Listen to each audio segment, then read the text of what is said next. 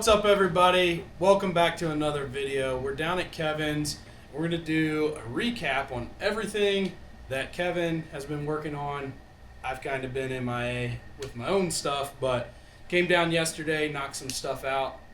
So, what you been up to? Well, in the evenings and weekends, I've been grinding on this thing, getting it ready. The initial plan was to pull it out of the barn find, the mothball, get it ready for NORRA, which is actually happening this weekend right now as we speak. Right now. So obviously we didn't do that. Some things developed and snowballed, if you will.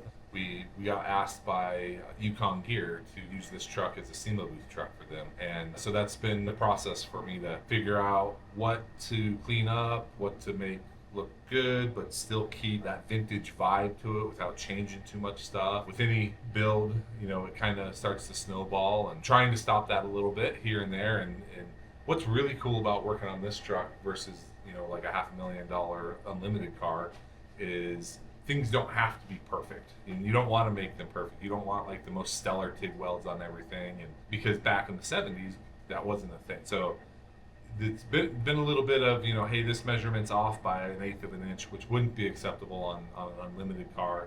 But on this, it's okay. And so it's been a little bit different. So I'll take you through the things that I've done since we got the truck out of mothball. Obviously, I think Rob was here. We pressure washed the truck. We gave it a good bath, got it pushed into the shop here, knocked 50, 60 years of junk off of it, and got it ready to go. I replaced the cooling system with Triton Engineering dual pass radiator, and also upgraded the cooling lines, doing hard lines and silicone hose ends. So it's a mix of modern, but still the original flex fan cooling system. I left the original oil coolers and the transmission coolers in place for now. Again, not trying to update everything right away. The original 400 small block in here is, she's a little rat. She's nasty. So I haven't done anything to that other than clean it up. I put a new water pump on it when we were doing the cooling system stuff and got it kind of dialed in. We're replacing the steering box with PSC stuff, a hydro assist, and I will put a hydraulic ram on it.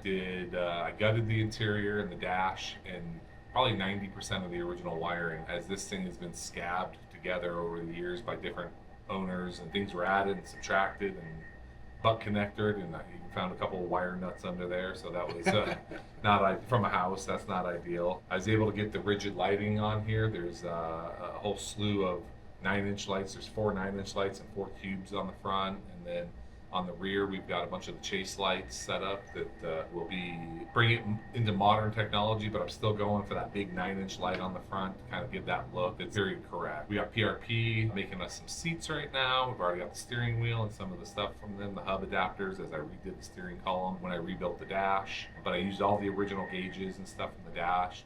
We added a Garmin GPS, again, adding a little bit of tech to it.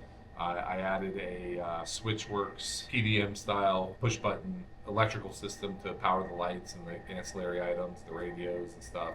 Put a race radio in it and an intercom. And so there's still some tube work I need to do in the interior. I've got to add some door bars in. I got to add the intrusion bar in through the windshield that was removed over the years. But for SEMA, I didn't need to do that. I'm trying to keep the focus. We pulled the rear cage, had that sandblasted. I ordered a new fuel cell.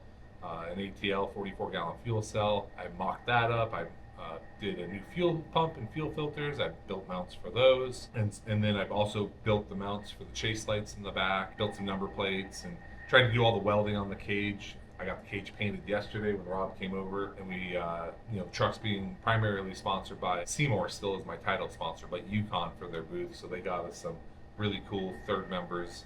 So we cleaned up the rear end, pulled the axles, dropped in that new third member yesterday, thanks Rob, and got that kind of dialed in. So it's been a mission, just carrying a full-time job, 2 kids, also trying to make sure that I'm keeping the originalness of this truck as intact as possible. I even ordered a drop center hood, which would have been the original style hood that was on this truck. It's been a go, but it's also been enjoyable. It's one of those things where I actually look forward to 5, 6 o'clock where I can get working on this, and the weekends as well. So I'd like to shout out to Rob for giving me a hand. Rigid lighting, Icon shocks, built some shocks for it.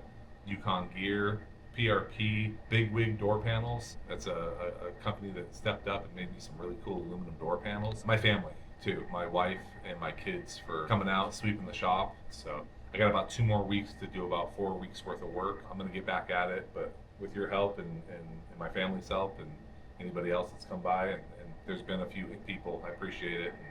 And we'll see you at SEMA.